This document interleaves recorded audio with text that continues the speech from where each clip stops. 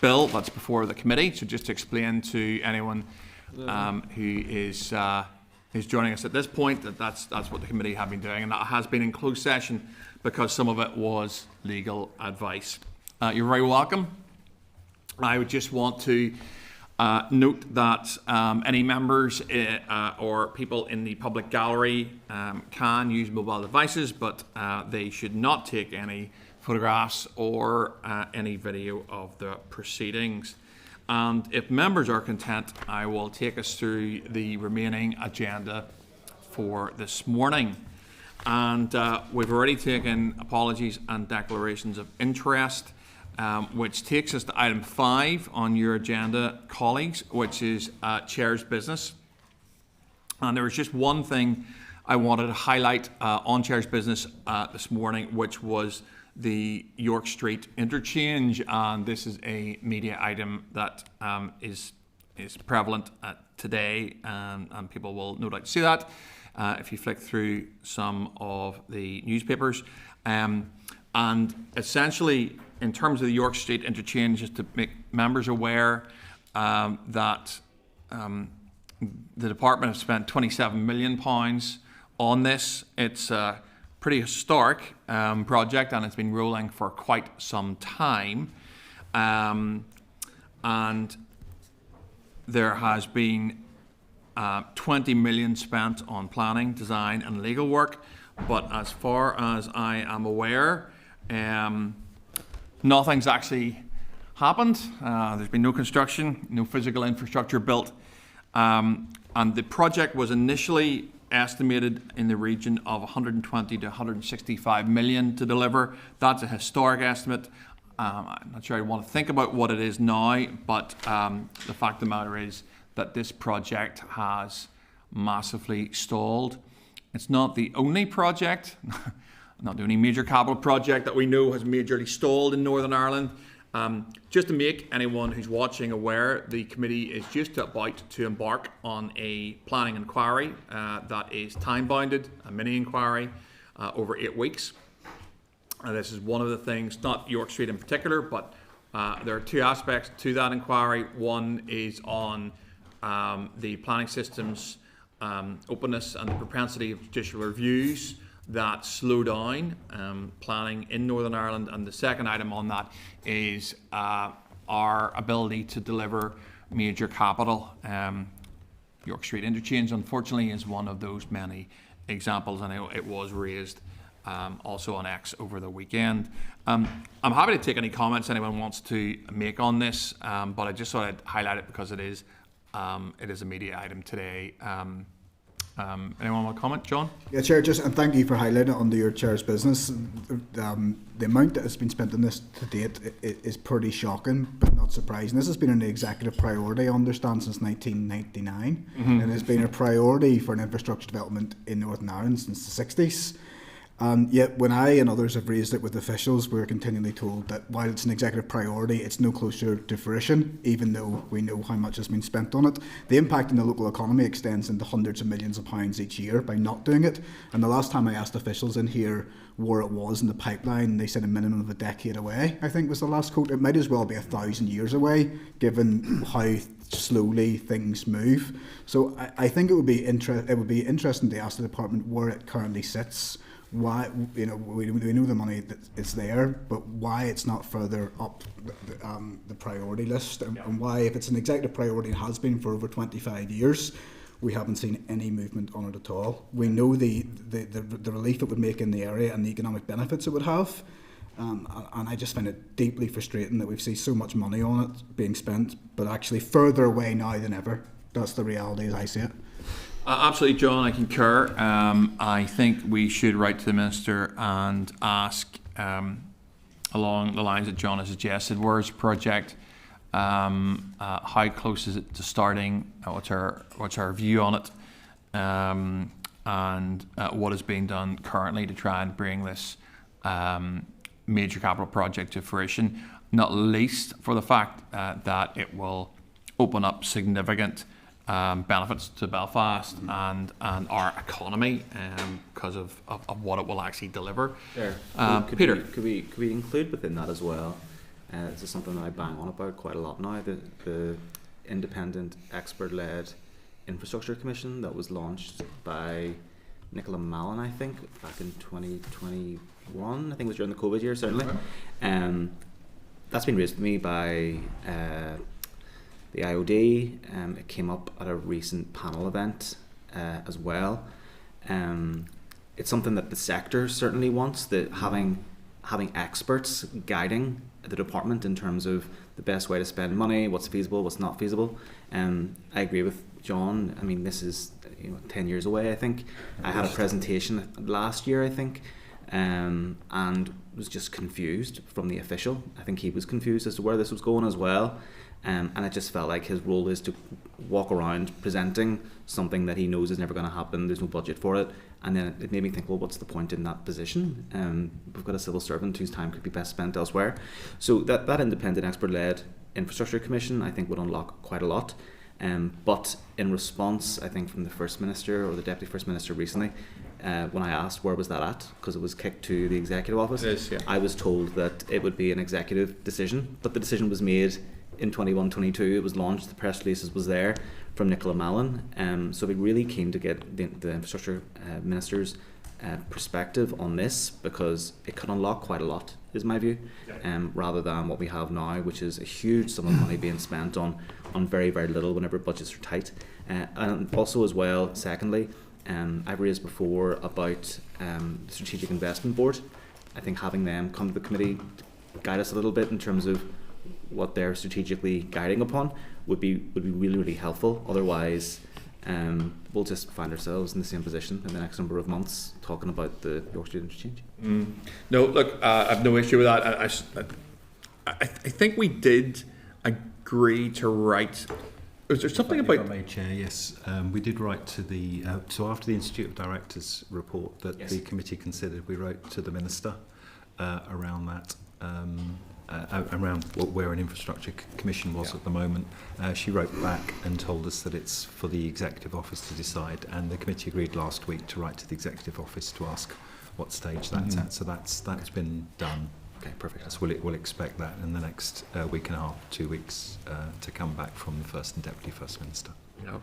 And just on the Strategic Investment Board, the committee has agreed to have the SIB up. We just need to timetable that so we can bring that forward if members want to.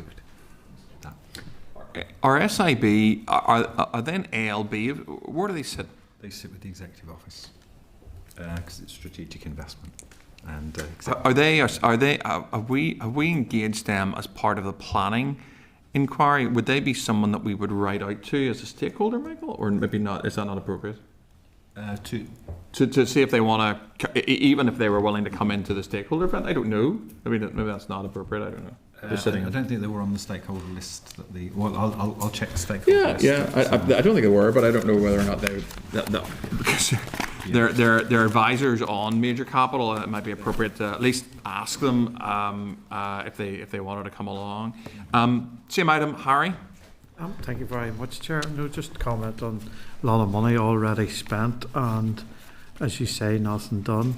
I just think, yes, it was stalled probably for different reasons along the line, but I do wonder if it had been given the green light all the way, would it have been another project that would have been stalled today because of, like, other capital projects have been stalled? That's a good question. I think certainly we're facing into a kind of a, well, I think there have been a range of reasons it's been stalled. Planning, legal challenges are two of those. I think in the current environment, I think it's probably it's nearly an A5 thing. I think that it's going to be subject to that. The additional projects that are sitting behind the A5, the major capital of about £1 billion, probably I imagine York Street Interchange is on that list, and again all subject to A5 decision and so forth. Stephen. Thank you, Chair. No, just to echo the concerns, I think it is arguably the most significant junction in Northern Ireland and probably the most congested as well, linking our two motorways and the port as well. So it is very, very disappointing, I suppose, the length of time that this is sat on a shelf. And I got an answer back from the Infrastructure Minister just 10 days ago saying I am taking the time to consider the next step for this key infrastructure project So I suppose we would like to establish how much time is that going to be, and you'll be very keen that we as a committee write to the Minister and put pressure on, because I think it is unacceptable. The Minister seems to have little or no interest in driving forward this much needed project. So the economic value has been mentioned, and connectivity and everything else. So I think it is vital that we keep this high on the agenda. Yep, 100%. I think that was everyone on York Street. So we will write to the Minister along the lines. Michael, do we need agreement? Yes, please. Just to clarify that it is to ask what's being done on the project at the moment, what's the status of the project, and what's the timeline for completion of the project. Anything members want to add to that? Yeah, let's ask as well. Is there anything in the Minister's view holding up the project? Are there any barriers currently to the project going ahead? If so, what are those? That is an additional. Happy with that. Yeah, happy enough? Agreed? Yeah, okay, great. Okay, draft minutes are at page 51, folks, and I just need to seek agreement that members are content that the minutes are a true and accurate reflection of our meeting on the 15th of April 2026, and if so, I will sign the minutes. Are members agreed? Yep. Great. Matters arising. Page 68, we have a response from the Minister for Infrastructure to committee correspondence following the Mineral Products Association NI oral evidence. And just to remind members that as we discussed at last week's meeting, Justin had suggested the committee writes to the department to seek a response to the MPANI's evidence in respect of its assertion that the A5 could utilise carbon neutral methods. As indicated last week, committee staff have reviewed the records of the correspondence, and a copy of the response received from the Minister on this issue is included in members' packs today. Justin, you want to come in? I'll take you now. Chair knows on the previous item, just in relation to York Street interchange, can we ask what was the intended programme for the project? Yeah, intended programme, or in terms of programme, do you mean timescale, Justin, or time-wise? Time-wise. Okay. Programme, and Sure. where do we sit now? Yeah, no, that's fine. Are members still content to add Justin's to the colour that we're sending the Minister? Yeah. Okay, good. So in terms of that item 68, are members content with that response from the Minister to the MP? Page 68. Just to remind members, it came up at last week's meeting and it was something that the committee was considering writing to the Minister about, but the committee had already done so. So this is the response for members' information. Okay. Again, matters arising, just to remind members at the conclusion of the joint concurrent meeting yesterday with the DAERA committee, well done Infrastructure Committee, we had more members there than they did. Thanks to you. The joint chairs suggested that both committees consider actions separately just because we were a little bit tight for time. And as such, I just have to ask members if they have any actions arising from that meeting. Do members want to flag anything up, John? Just in relation to the statutory consultees discussion, I thought it was really worthwhile, and we got into some of the key points around it. I'd be keen to dive into each of the statutory response consultees, personnel and capabilities and logistics. That was one of the things flagged up by the officials in terms of what was hindering their ability to reply, particularly around expertise within each of those sections, whether that be NIA, Northern Ireland Waterways, DFI. I have a concern, as I highlighted yesterday, that rather than getting better, we could actually see things getting worse as the availability of the key expertise that they need and the personnel that they need start to dwindle away potentially. So has anything been produced by each of those consultees to say, here's where we're at and here's where we probably need to be in terms of our people power and our logistics and our expertise, and here are our potential weaknesses going forward in terms of being able to meet these? Because what we know is that the sector actually want the period of consultation to go down, potentially to improve. I don't see that as potentially the direction of travel given the evidence that we heard yesterday. Yep.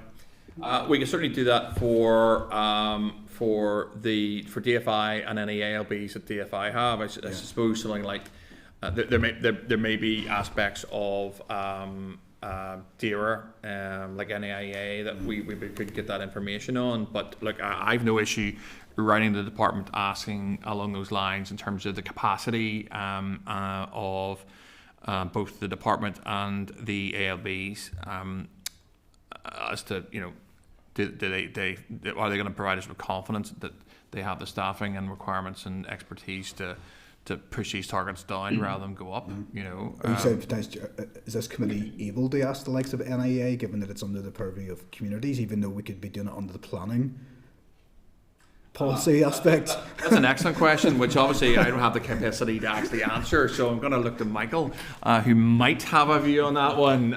Well, in theory, the committee can write to anybody, but there'll be a courtesy to cop into the relevant committee. I sense there's quite a lot of consultees, was the committee suggesting writing to all of them, or simply going through? Because it was only DFI officials there yesterday. So if the committee's content to write to the department in the first instance, and then... Yeah, I mean, the department head up the forum. Maybe they could use the forum as the conduit, the opportunity to ask each of the representatives on there to say, would you please set out through the forum, direct it back to us, where your concerns are around your personnel, and going forward, you know, where those gaps exist. Okay. I'll take Stephen, same item. Thanks, Chair. Yeah, no, just briefly, I think it was a useful meeting, but I think it is important to point out that, you know, while there's been some progress on improving consultation response times, there's still, you know, huge delays out there and huge frustration. I know, you know, many of us touched upon those points yesterday, but I think it's important to highlight, and even after the debate or after the meeting, from speaking to some colleagues around the country too, you know, showing real life examples of this week where NIEA, for example, are causing delays of almost a year in some cases. There's, you know, a huge amount of work to do, and officials can't say that there's nothing to see here and that everything's in hand. So I think it's important that we keep the focus on that. I know through the planning work that we're doing, hopefully we can do that as well. So I think it was a useful exercise, certainly. Committee agreed to write to the department in the first instance, just regarding that. Yeah. Okay. That's all matters arising. I'll take you to item 8, which is correspondence. The matrix is on page 75. I will take you through the items that have been flagged up to me, and then take any others by exception at the end. So if there's something there you want to raise, don't worry. We'll work through the list, and then I'll take anyone who wants to raise an item off that. So page 78, we have correspondence from the Department for Infrastructure providing the Belfast City Centre Monitoring and Evaluation Dashboard, and this is the December 25 to March 26 quarterly summary. I think in terms of this, I'll take the committee's view on it. Perhaps whilst these are coming to us monthly, would the committee be minded to accept them quarterly rather than monthly? I have no strong view on it. It'll be up to the committee, but at the minute they are quarterly. At the minute they are monthly, and the question is, would it be more expeditious to take them on a quarterly basis? Peter. Thank you, Chair. I'd be content to leave it monthly. I don't think it's incredibly onerous that we receive them monthly. I don't think there's too much. I think a lot can happen within a quarter that it's not fully accurate if you're rather than looking at it monthly. So, for example, December, Christmas time, January, there's a bit of a lull. I don't think it's fully reflective if we take it quarterly, so I'd be content to leave it monthly. Okay. But on this topic, I mean, I thought it was quite interesting that it was in this. Members will have seen during the week that the department has, via Brendan Hughes at the BBC and an FOI response he received from the Department of Infrastructure, the department had qualified to him that they haven't been gathering data about taxis in bus lanes. So I was really quite stunned whenever I saw this and thought, how are we able to gather this data? But we're not doing that about quite a significant decision that was made, I think, December 24. So can we maybe write to the Minister to get clarity from her in terms of what's going on? I did Nolan on this on Monday as well, and I think everybody was just baffled that this is taking place, and quite a significant gap is taking place as well. And given that we're practically doing something very similar anyway, to not be gathering data about quite a significant decision that was made by the Minister, it was quite shocking. So if we could write and get clarity from her on that, that'd be really helpful. Okay. No issue with that. Just to clarify that, Michael? Chair, so that's right to the Minister to ask about whether they're gathering data on taxis in bus lanes. Yeah, because they're not, in an FOI response. She said that I think they were still formulating what that could look like, but it doesn't take a year and a half to gather data whenever your department's pretty much doing something very similar anyway. So if you can get clarity on that, that'd be really helpful. Nope. Okay. Our committee then agreed to write along the lines that Peter suggested, and also just to continue to take the reports on a monthly basis. Harry, same item. Sorry. Well, just to say, agree. There, I think it's better on a monthly basis. You get overload if it was quarterly, and the fear of missing something too. So I think it makes more sense. We got agreement there. Page 85 is correspondence from the Department for Infrastructure providing O&M resilience review, a strategic action plan, and quarterly update on the progress of the associated actions in the department's action plan.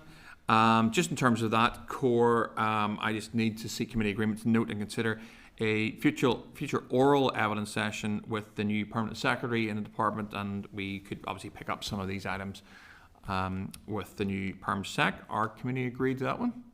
Agreed. Yep. At page 97, we have correspondence from the department providing an update on the implementation of the recommendations arising from the review of trust reports and the next steps. So you'll see that the department, I think it's the Dallo, has written to us just explaining the ports policy recommendation, the detail of that recommendation, and then the legislative action required to achieve essentially the policy objective. It's a pretty good document, and it's very clear. You'll notice on the last page is probably the drivers on this, and the Dallo has said that new legislation is required. That's no shock to this committee, and that OLC has been instructed to draft a ports bill. The department will also continue to develop the secondary regs around that, which will be for harbour orders. Just a note from my POV, that's great, it's good news.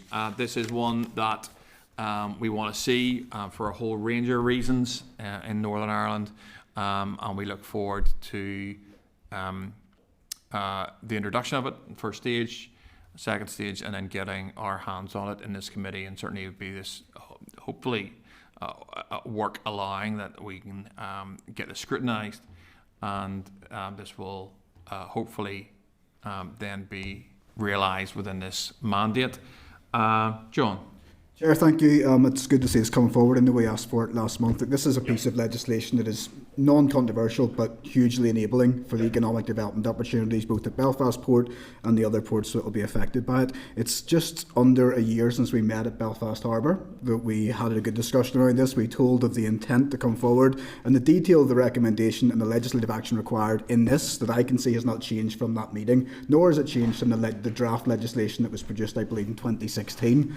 Right. So I don't understand how 11 months on and 6 months on from it getting endorsement from the executive that we're still now saying the minister's just approved it to be sent off to be drafted, and that we read at the end the intention is that it will come forward in this mandate. Now, the department has not been inundated with its own legislation in this mandate. In fact, we're currently working our way through piece number 1. This will be piece number 2 that I was told was well advanced in the previous decade, that we agreed a year ago was on the way, that got executive approval 6 months ago and has now been sent to be drafted.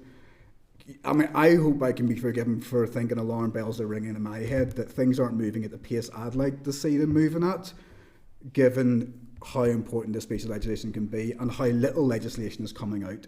So this does not give me the assurance that it's going to be coming forward. What is the time? I think we asked the time frame. The intention is the bill to be introduced in this mandate.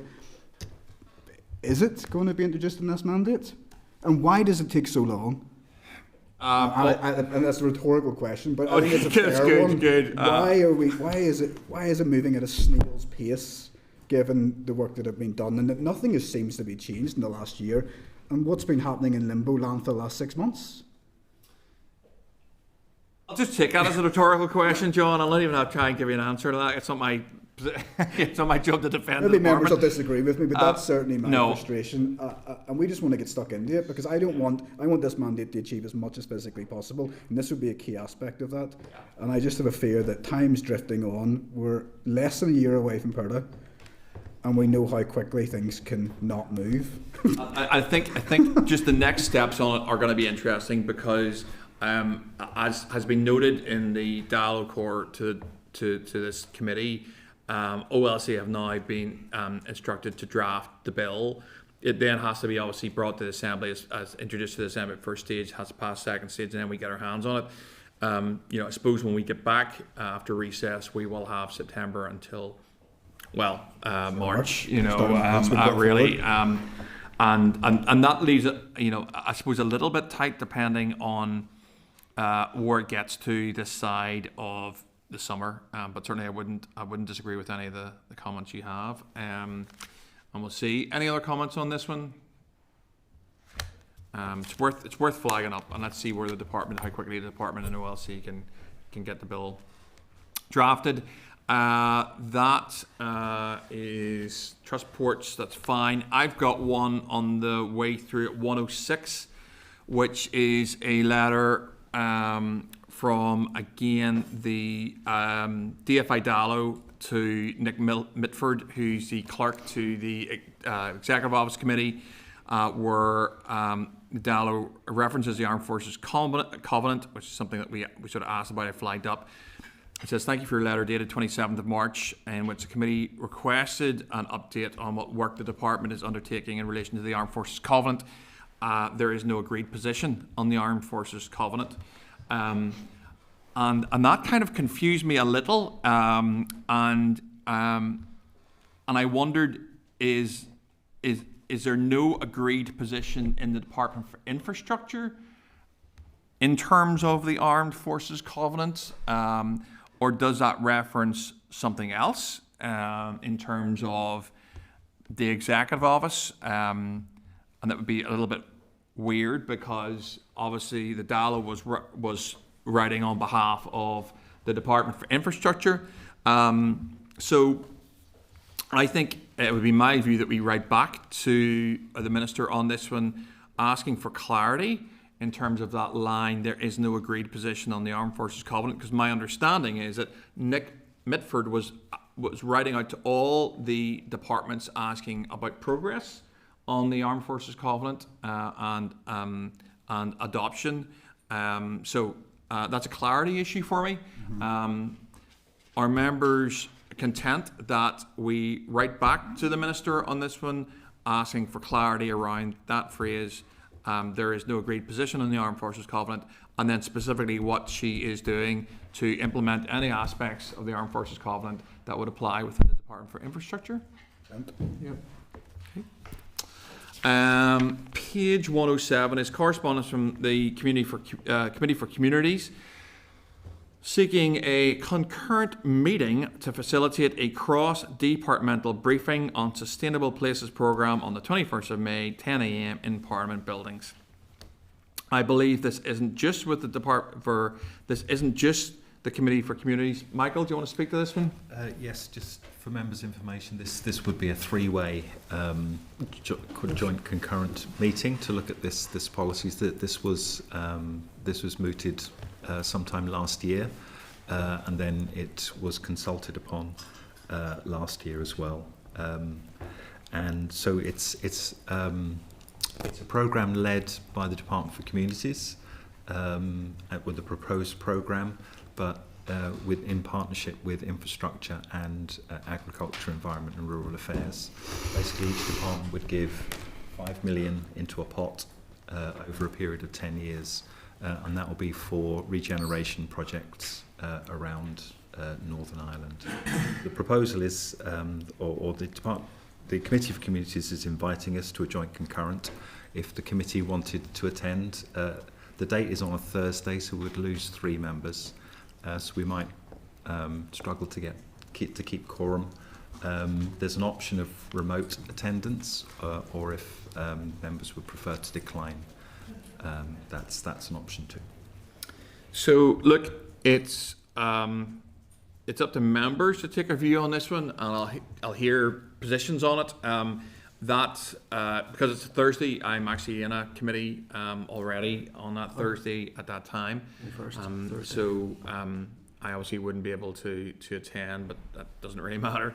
Again, the clerk highlights the issue of us getting the requisite number of members to the committee.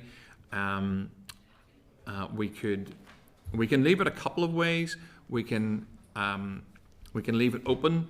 We can leave it for members who can attend to attend, or we can write back and say we don't think it's viable. But Militia has his hand up. Militia, yes. Well, as a member of the Communities Committee, I will be in attendance in the event of us deciding to attend as a committee as well from infrastructure. Okay, that's fine. We certainly got one member there then. Andrew? Sorry, Chair, just, I think the clerk said it, but just to clarify, is this each department putting in the pot, did you say? Yes, yeah, so each of the 3 departments would put in £5 million each. Yeah, okay. Over a period of 10 years. Right. And then local councils will also contribute 10% to that, so 15 million basically. Yeah. No, I don't have a committee that day, so I mean I think that does sound an important thing, and the thing that there's cross-departmental, which I always bang on about. So I mean I have no problem. It would be about attending as a committee, as a joint concurrent meeting. So it's to have the requisite at least 5 members for a decision. It's whether we can get 5 members there. Does Malaysia, that his kind of He's price still does volunteered to have been an infrastructure committee person. So as opposed to Militia's taking one for the team, and he's going with his infrastructure hard hat on. You see what I did there, Militia, with the hard hat gag? I see that. Yeah. Okay, good man. I'll go. Okay, we've got John, we've got Militia, I think maybe Andrew. Austin. Yeah. I'll Okay. go, yeah. Just need to remind So I won't be. Let's be clear cut in another committee. Just to check, Peter, what do you think? Diary permitting, Thursday's policing board day for me. Okay, so that could be problematic. It just depends. If I can get along, I will. Yeah, okay. Could be problematic. Justin?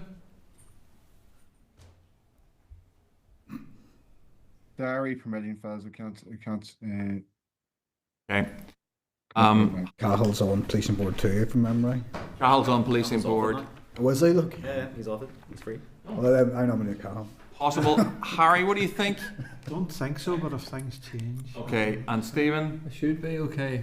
Okay. Either Harry or myself will. Yeah. So we're pretty commitments. We're pretty close. Michael, what's your view? We've probably got 4/5.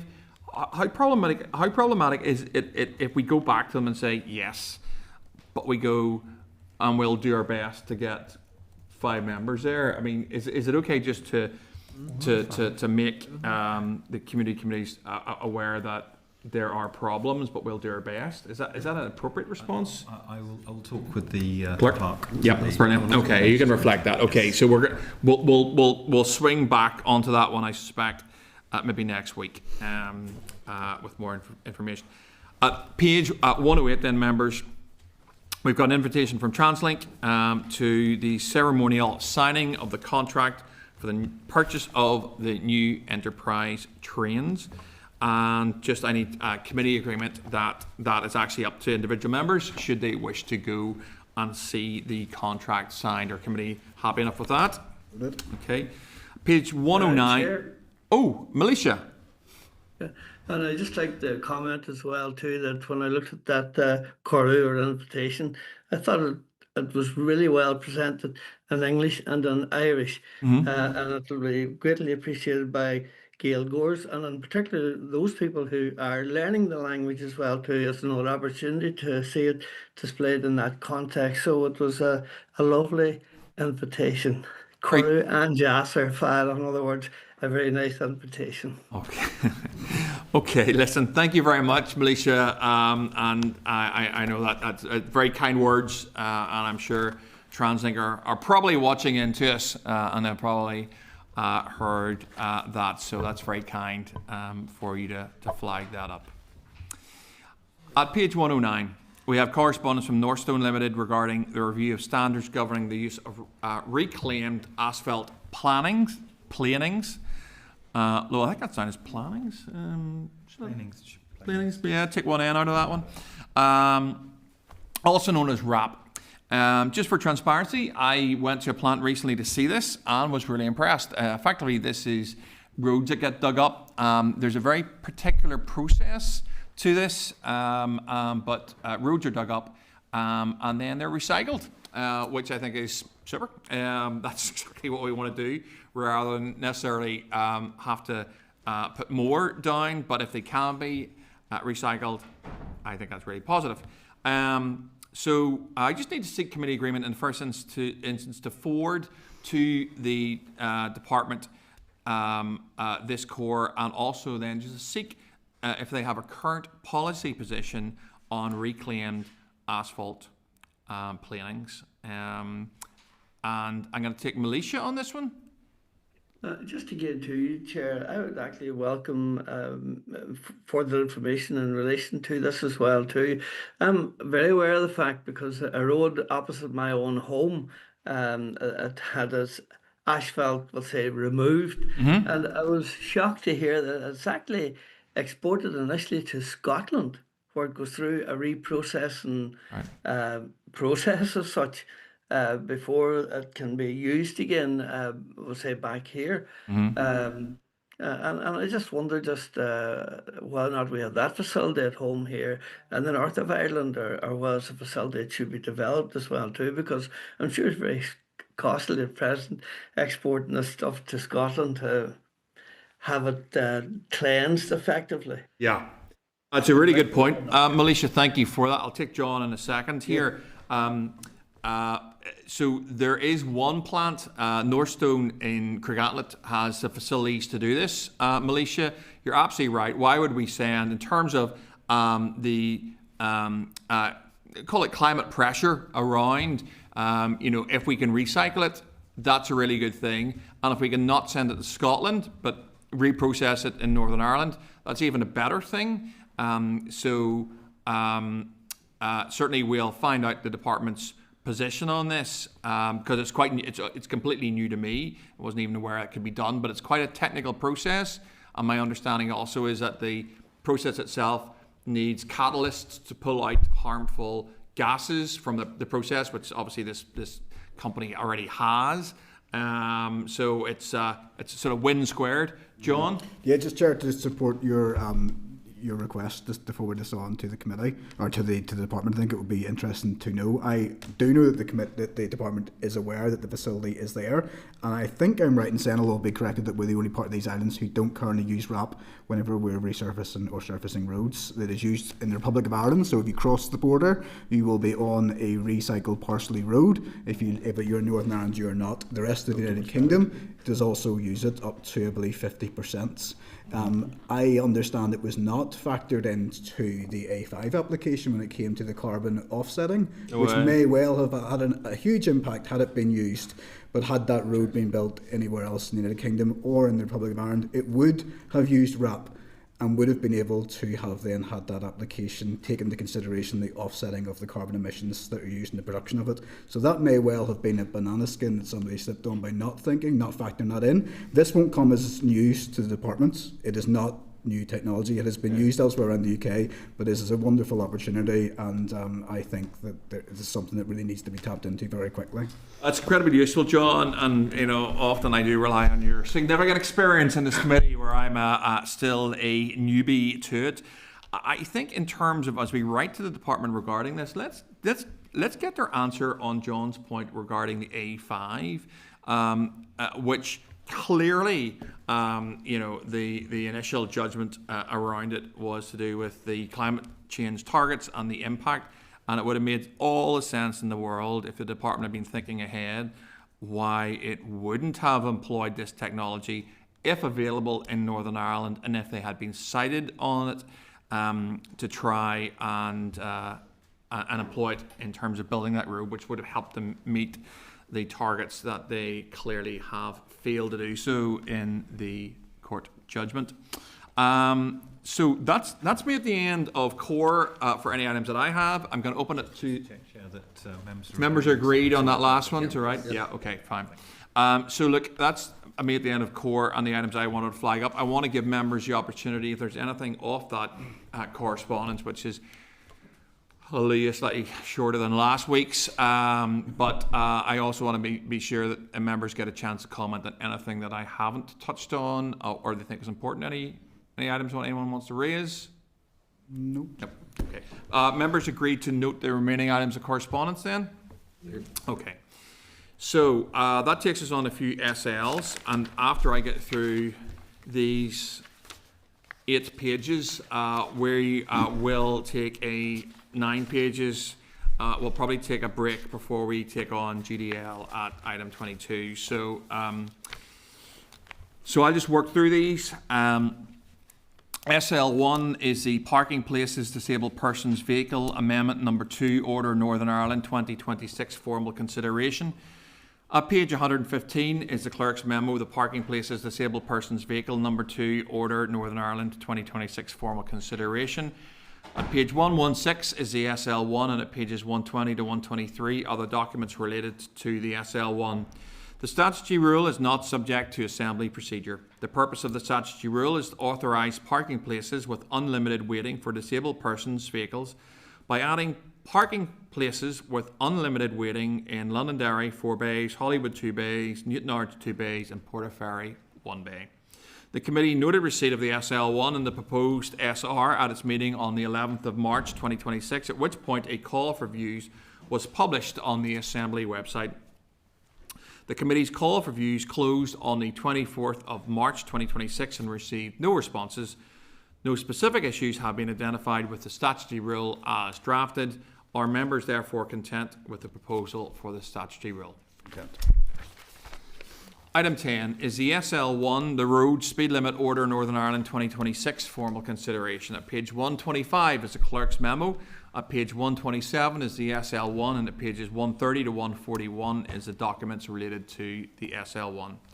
The statutory rule is not subject to assembly procedure. The proposed rule will apply a 30 miles per hour speed limit to a length of the Rosniver Road Garrison to reduce vehicle speed on the approach to the village in response to a request from Councillor Anthony Feely.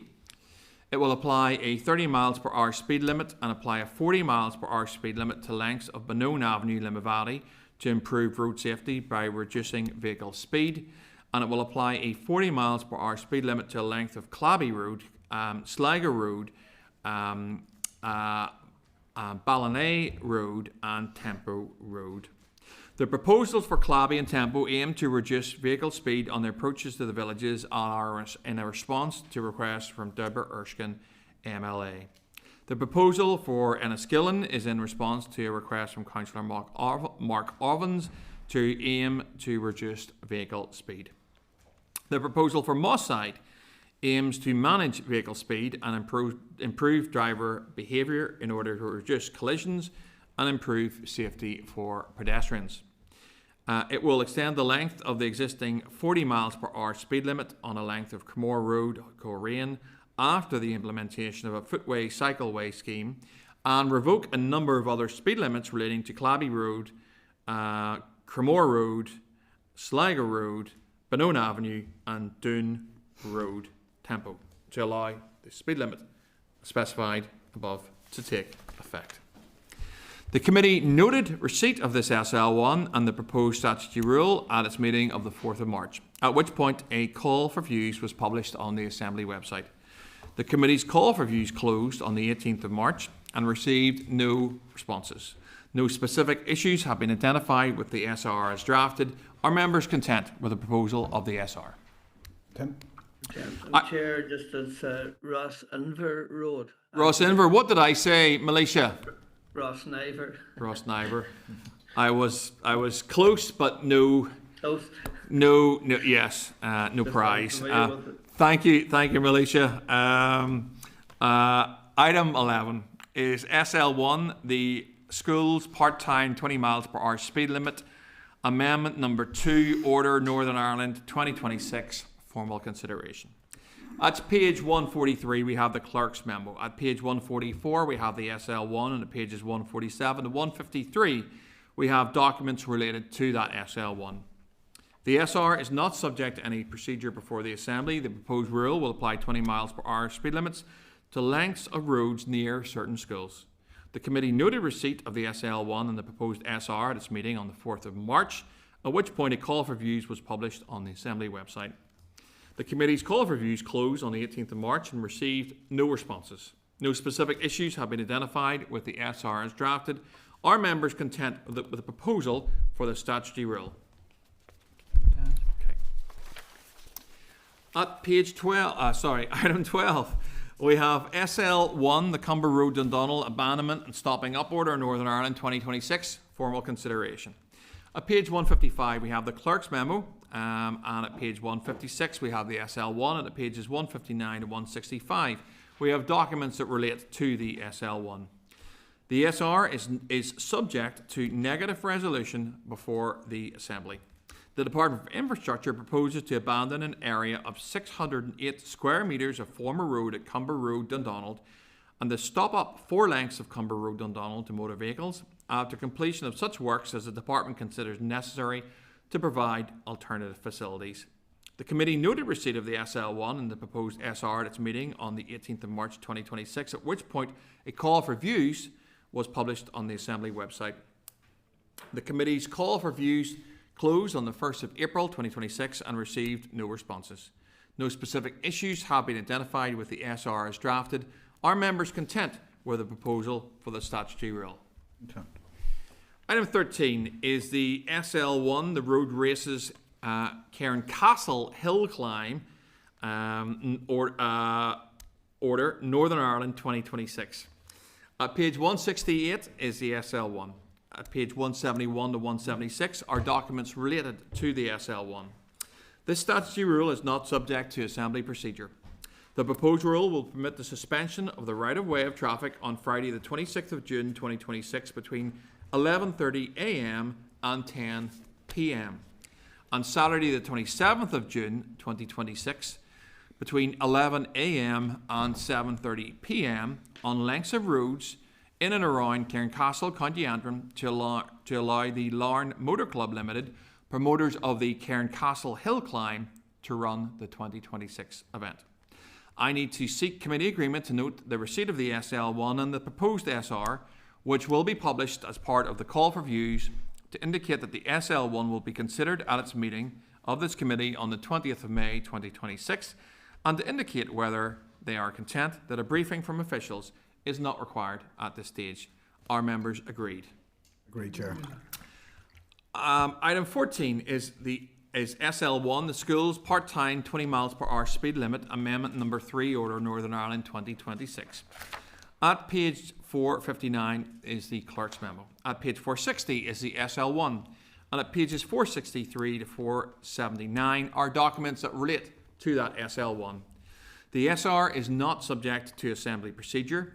The SR will apply a speed limit of 20 miles per hour to lengths of road near several schools. I need to seek committee agreement to note the receipt of this SL1 and the proposed SR, which will be published as part of a call for views, and also to agree that the SL1 will be considered at this committee's meeting on the 20th of May 2026. And also to indicate whether members are content that a briefing from officials is not required at this stage. Are members content? Content. Item 15 is SL1, the Waiting Restrictions, Bedford Street, Belfast, Order, Northern Ireland 2026. At page 201 is the clerk's memo. At page 202 is the SL1. At pages 205 to 209 are documents that relate to that SL1. This SR is not subject to statutory procedure. The SR will make permanent the weighting restriction measures initially introduced as an experimental traffic control scheme, an ETCS, in March 2025 on lengths of Bedford Street, Belfast. Vehicles are accepted from the prohibition in certain circumstances. The ETCS was implemented to address pavement parking on these lengths of Bedford Street. Since the introduction of the ETCS, it has been established that the objective of making this area of Bedford Street safer and more pedestrian friendly has been met. I need to seek committee agreement to note the receipt of this SL1 and the proposed SR, which will be published as part of a call for views, and to also indicate that the SL1 will be considered at its meeting of the 20th of May 2026. And finally, to indicate that this committee is content that a briefing from officials is not required at this stage. Are committee members content? Content. Item 16 is SL1, the Control of Traffic, Durham Street, Belfast Order, Northern Ireland 2026. At page 211 we have the clerk's memo. At page 212 we have the SL1. At pages 215 to 219 we have documents that relate to this SL1. The proposed rule is not subject to assembly procedure. The Department for Infrastructure proposes to make an SR, the Control of Traffic, Durham Street, Belfast Order, Northern Ireland 2026, and has therefore submitted an SL1 on a draft statutory rule. The statutory rule will provide a two-way cycle lane on a length of College Square North and Durham Street, Belfast. It will also provide a shared footpath cycle track on a length of College Square North and lengths of Albert Street and Durham Street, Belfast. It will prohibit vehicles waiting at any time, loading and unloading not permitted, on lengths of College Square North and Durham Street, Belfast. And it will revoke certain existing provisions for cycle lanes and cycle tracks, and no waiting at any time provisions on College Square North and Durham Street, Belfast. I need to seek committee agreement to note this SL and the proposed SR, which will be published as part of a call for views, and to indicate that the SL1 will be considered at our meeting on the 20th of May. I also need to seek committee agreement to indicate the committee are content that no briefing from officials is required at this stage. Are committee content? Okay. Item 17. SL1, the schools part-time 20 miles per hour speed limit amendment number 4 order, Northern Ireland 2026. At page 222 we have the clerk's memo. Page 223 we have the SL1. And at pages 226 to 236 we have documents that relate to that SL1. The proposed rule is not subject to procedure before the Assembly. This rule will apply a 20 miles per hour speed limit to a length of Belmont Road, Belfast, adjacent to Belmont Primary School, Roscoil Park and Shaws Road, adjacent to Bunscoil Fola Firsta Primary School, Tennant Street, Belfast, adjacent to Edenbrick Primary School, Ballycreen Drive, Lisburn, adjacent to St Aloysius Primary School, and Carr Road, Lisburn, adjacent to Carr Primary School. It will also apply to Seymour Hill, Lisburn, adjacent to St Joseph's Primary School, and Halfpenny Gate Road, Moira, adjacent to Brookfield Primary School. The effect of the order is that the current speed limit applicable on these lengths of road shall be reduced to 20 miles per hour when a 20 miles per hour speed limit is indicated by means of a variable message traffic sign, the operation and timing of which will coincide primarily with the opening and closing times of each school. I need to seek committee agreement to note the SL1 and the proposed statutory rule, which will be published as part of a call for views. Also to get committee agreement that the SL1 will be considered at its meeting on the 20th of May, and indicate that committee are currently content that a briefing from officials is not required at this stage. Our committee agreed. Agreed. Item 18, SL1, the weighting restrictions, Cumber, amendment number 2 order, Northern Ireland 2026. At page 238 we have the clerk's memo. At page 239 we have the SL1, and at pages 242 to 245 we have documents that relate to this SL1. The proposed rule is not subject to procedure before the Assembly. The SR will prohibit vehicles parking at any time, loading and unloading not permitted on lengths of the A2 Cairncastle Road, Cumber. I need to seek committee agreement to note receipt of the SL1 and the proposed SR, which will be published as a call for views, and indicate that the SL1 will also be considered by this committee on the 20th of May 2026.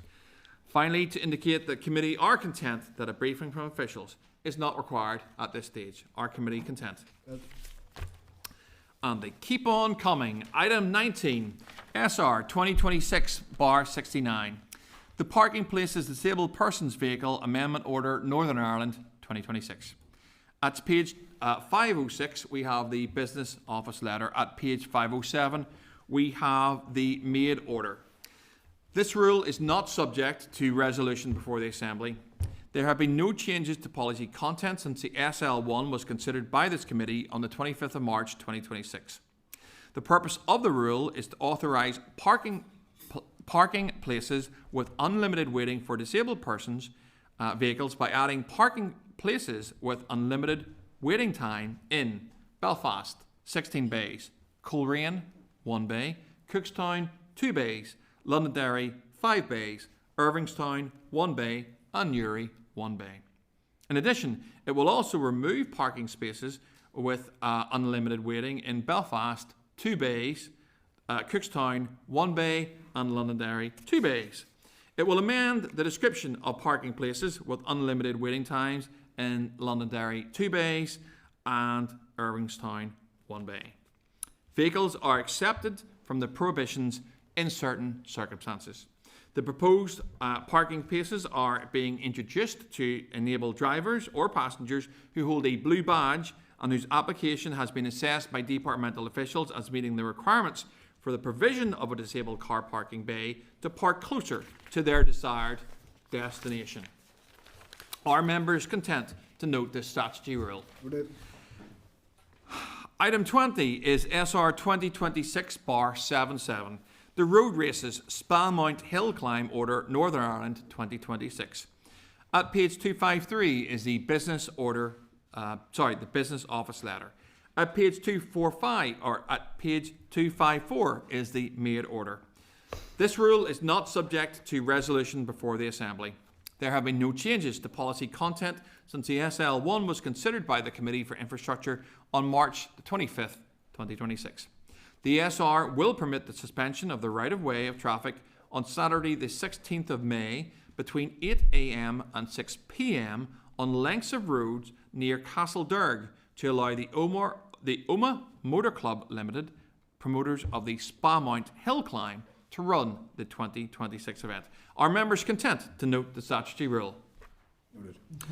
Item 21 is the SR 2026/78, the Road Races Drumhork Hill Climb Order, Northern Ireland 2026. At page 259 is the Business Office Letter. At page 260 is the Made Order. The rule is not subject to resolution before the Assembly. There have been no changes to policy content since the SL1 was considered by the Committee for Infrastructure on the 18th of March 2026. The statutory rule will permit the suspension of the right-of-way of traffic on Saturday the 13th of June 2026 between 11 a.m. and 6 p.m. on lengths of road near Banbridge to allow the Newry and District Motor Club Limited, promoters of the Drumhork Hill Climb, to run the 2026 event. Are members content to note the statutory rule? Outstanding. That takes us to item 22. The committee's been going for 2 hours and 10 minutes. I suspect I'm losing the power of speech after that. Break, Chair. John, you help. You want me to step in? I suggest a committee break for 5 minutes, and we will come back and we will take oral evidence from departmental officials on GDL. So if members are content, we'll take a break for 5 minutes and then come back. Here. Committee Room 29. Sound.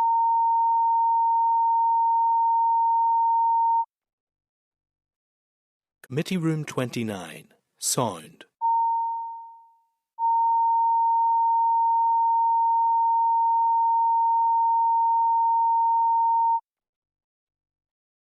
Committee Room 29, Sound.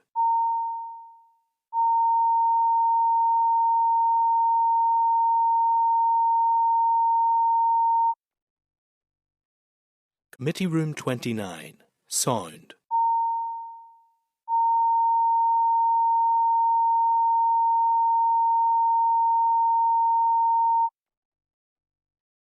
Committee Room 29, Sound.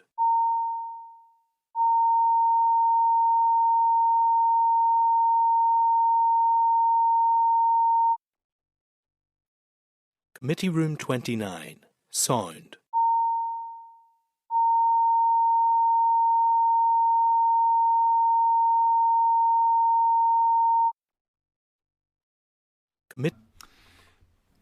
Everyone, welcome back to the Infrastructure Committee.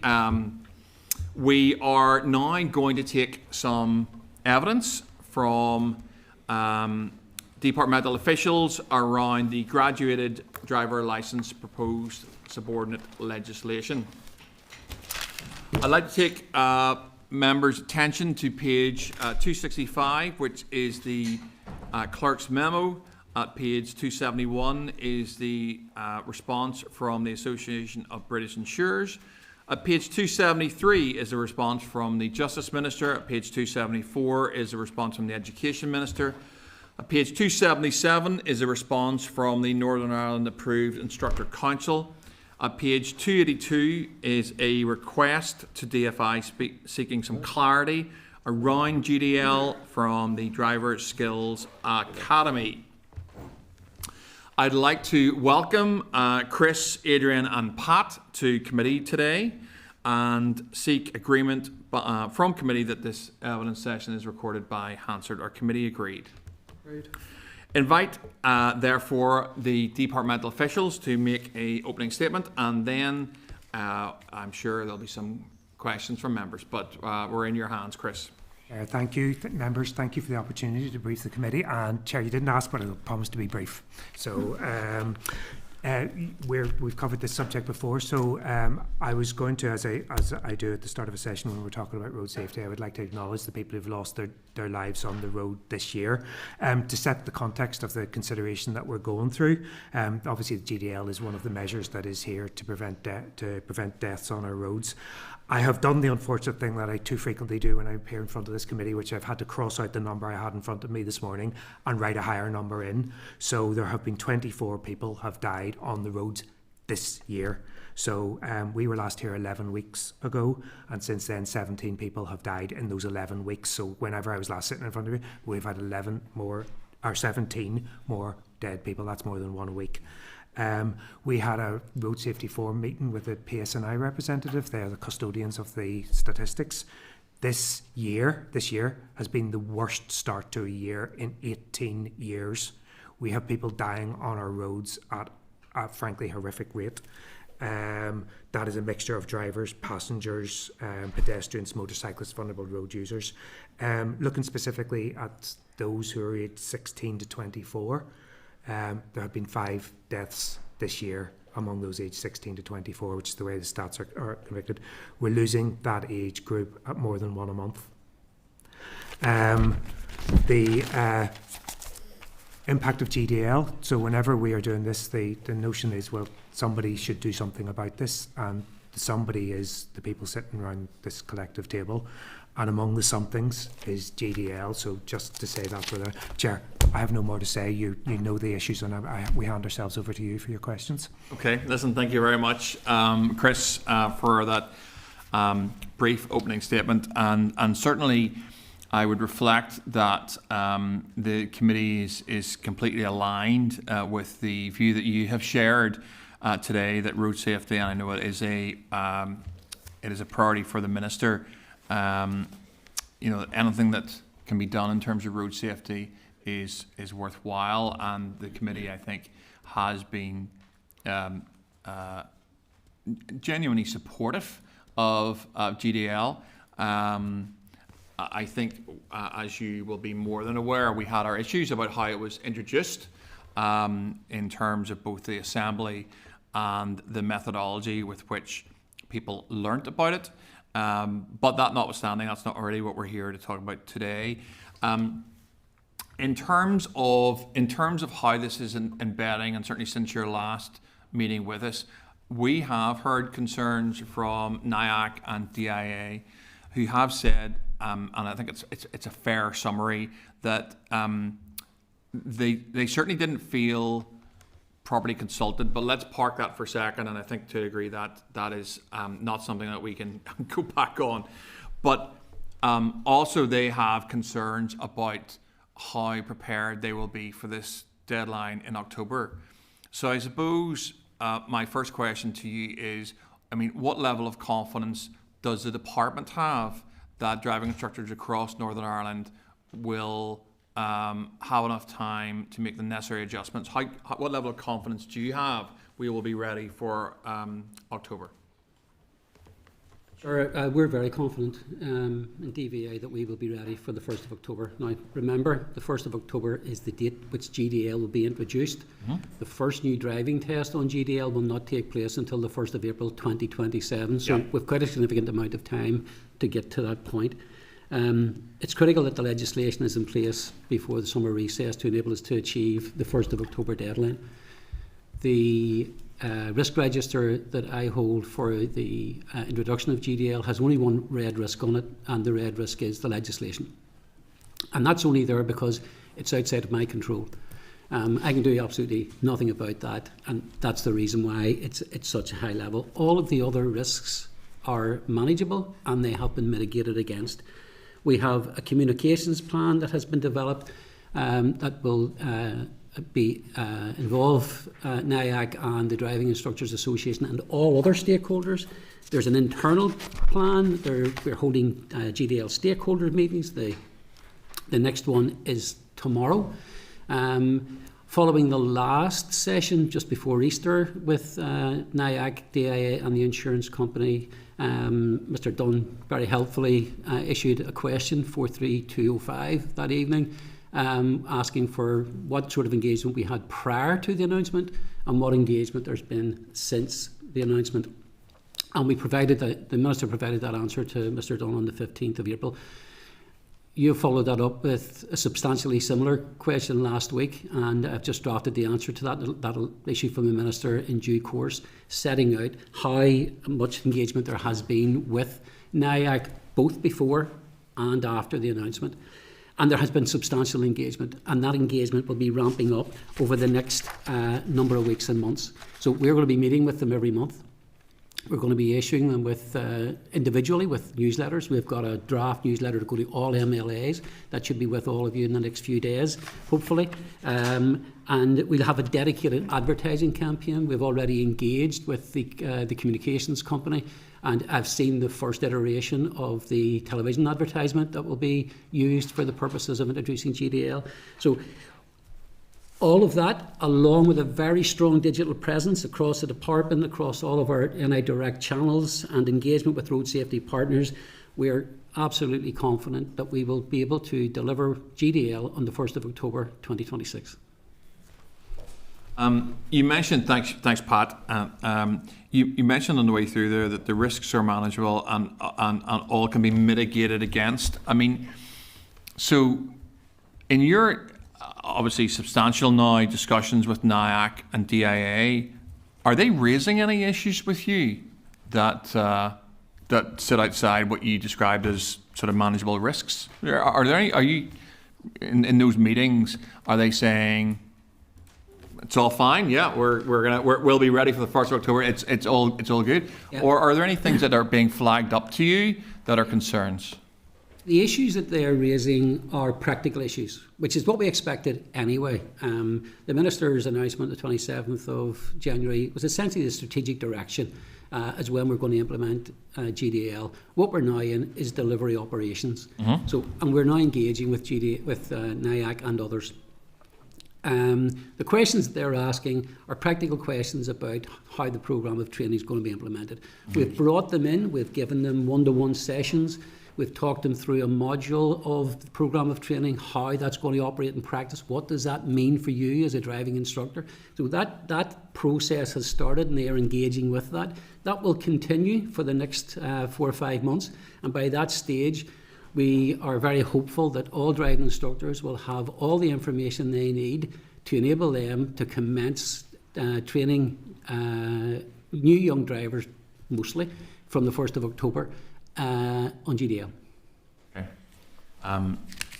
That's fine. In terms of, I've got one, as you said, it's a practical question, because that's the sort of territory we're probably in now, and that's regarding parents in sort of the training and sign-off process of GDL, in I suppose particular regard to the logbook. I mean, and we've had raised to us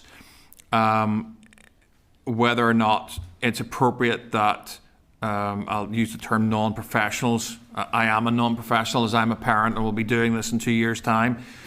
Whether the logbook is being used in the right way in terms of parents. You've got a logbook. My understanding is, and you can correct me, that can be signed off by anyone, not necessarily a driving instructor. And I suppose to a degree we've had those views raised to this committee regarding the appropriateness of that. I'm not sure if you want to comment on that. Yeah, sure.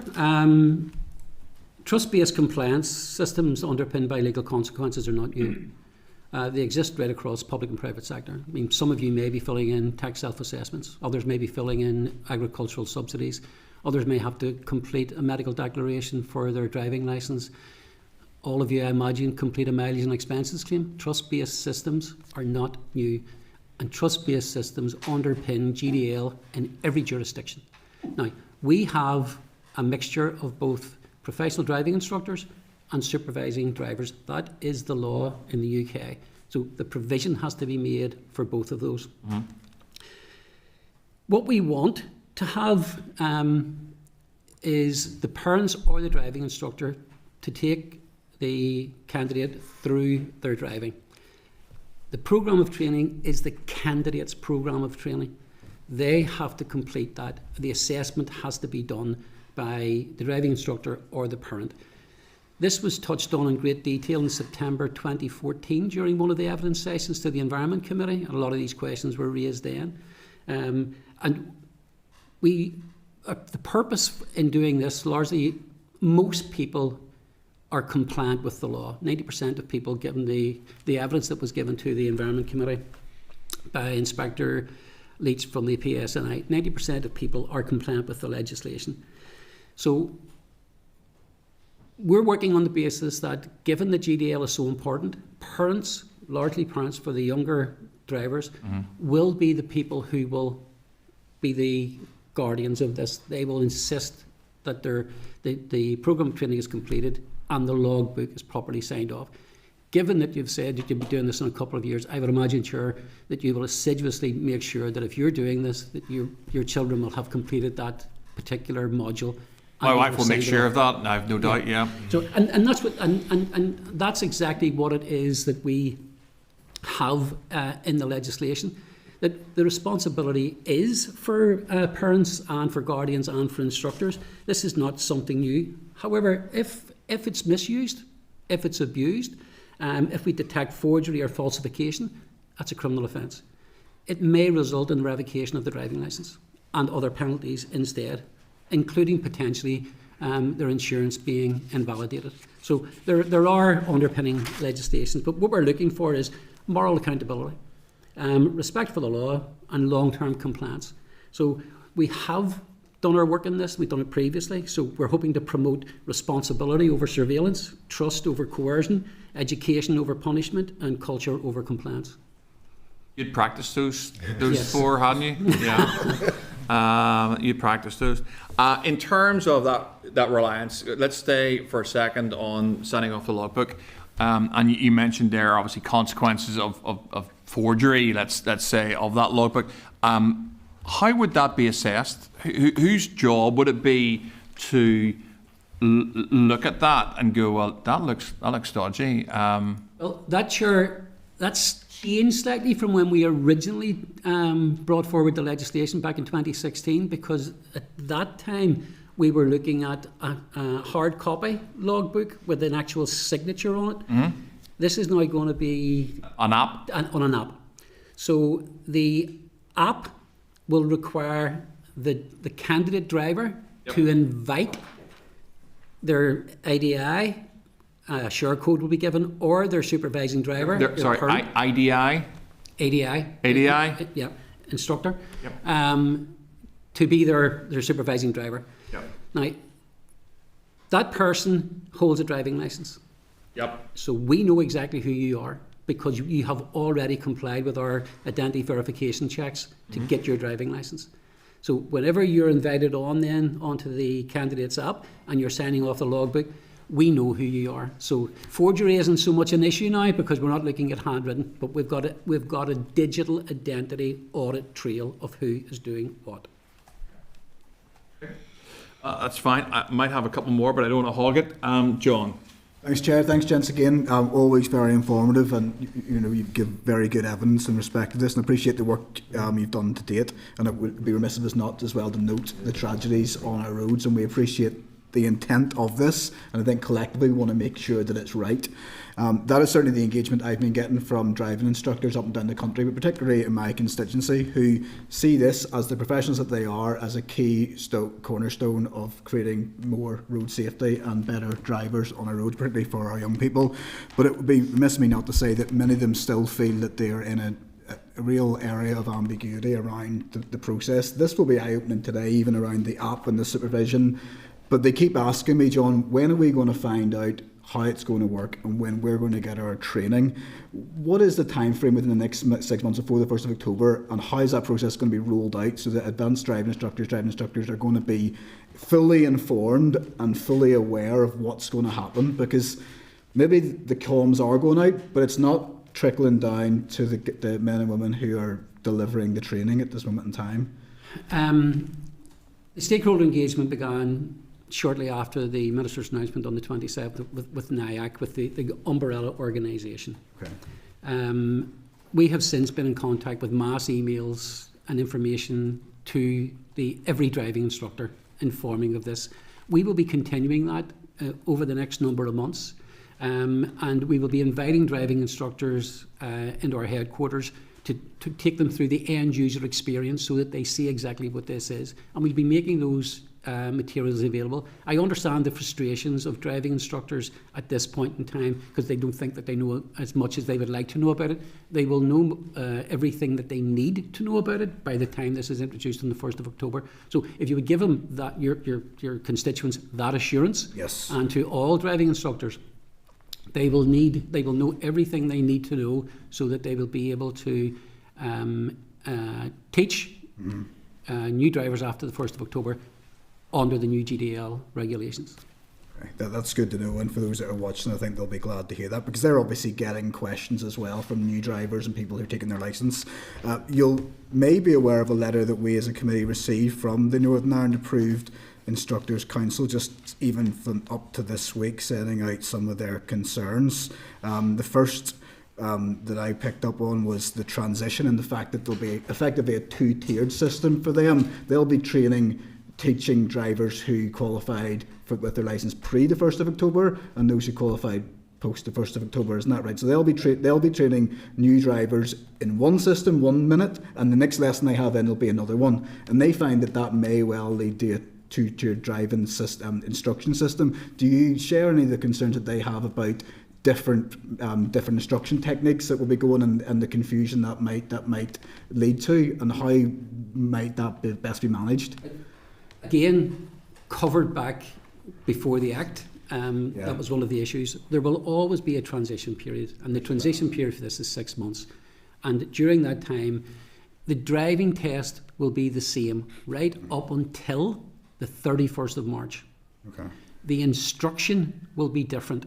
So there will be, for some of the candidates who have entitlement from the 1st of October, they will be trained how to drive using GDL and having to complete the programme of training and the logbook, and will not be able to take their test for the first 6 months.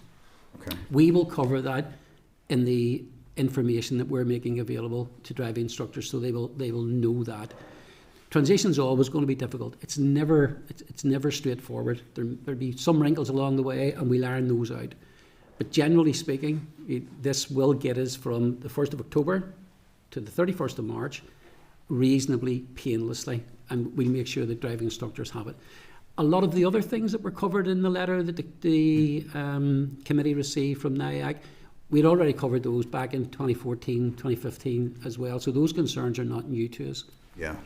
I appreciate they're not new to you. They may well be new to these people because they weren't even in the industry potentially whenever this was consulted on a decade ago. So they're probably raising it for the first time in their mind and weren't aware of the process that existed when the legislation was passed back in 2017. So I think that's probably the point. Do you share any of their concerns then around the impact on test backlogs for pre-GDL learners, given we know that there have been test issues? They have highlighted that learners who obtained licences prior to GDL may be unfairly disadvantaged due to existing driving test backlogs, and a learner who fails a test shortly before implementation may be required to enter the GDL system purely due to delays. Can you give an assurance that that won't be the case?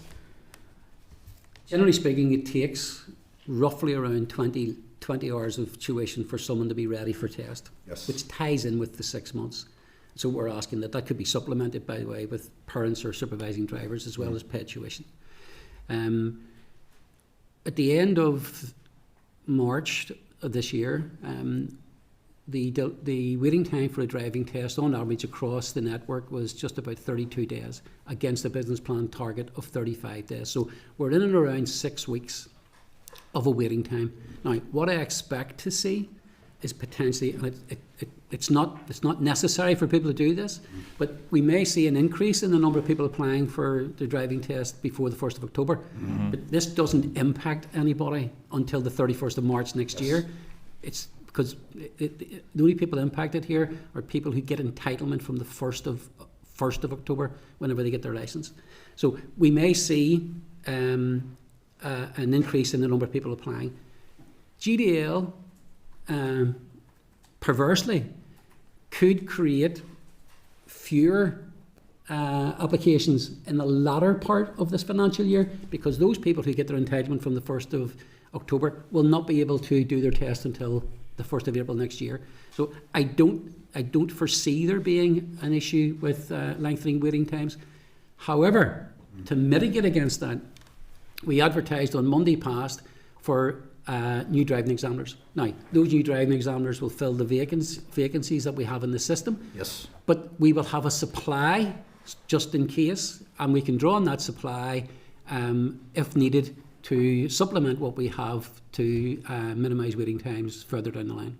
Okay, that's good to know. I'm sure they'll be keen to do that. But effectively what we're saying is there shouldn't be any impact on those, and it's not going to be the situation where someone's going to have to begin a whole new process if it gets to a stage if they go through the old system. I will caveat that. Please do. If you fail your test at the end of March of next year, and your test is not the earliest opportunity for another test is after the 1st of April, you will be captured by GDL. Well, we're putting pressure on the pressure. You know, I mean, that to me would. I know how stressful I find my driving test. If I was being told if I failed today, I'm going to have to go back to the start with a brand new system, a brand new licence. Well, I'm sure that the driving examiner was more afraid of you. I don't know. You didn't see, yeah, well, that's true. You haven't seen me driving. But it's just something I think they're right then to flag that up, that may well be a situation where we see people then going back to the square one. That's it. That's an outlier.